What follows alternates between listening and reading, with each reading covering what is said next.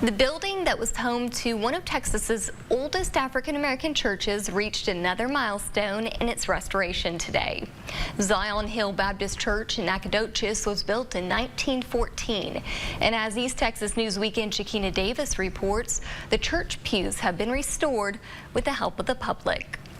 We feel that the Zion Hill Baptist Church is really important to our community, and we're so excited to see it restored in this manner. After several months of restoration, the Nacogdoches Historic Sites has restored all the pews at the Zion Hill Baptist Church. The church has 18 pews downstairs seating 115 to 130 people and 7 pews upstairs seating 30 people. Nacogdoches Historic Sites manager Veronica Amos says this project was done with the help of their Adopt a Pew program. People could adopt a whole pew for restoration, a portion of the pew, or just give to the overall restoration of it. As part of the restoration, they've put plaques on the pews, either naming the donor or dedicating them to someone's memory or honor. Poster boards with a map show where each named pew is located. The plaques on the pews kind of show not only the people that and organizations that gave to the Adopt a Pew program, but they're just a great example of how much support Nacogdoches has for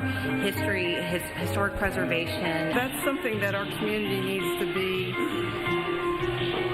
aware of, preserving more of our past. Kyle Childress is the pastor of the Austin Heights Baptist Church in Nacogdoches. Childress remembers how their church gathered at the Zion Hill Baptist Church in 1970. They contributed to the pews because of those memories.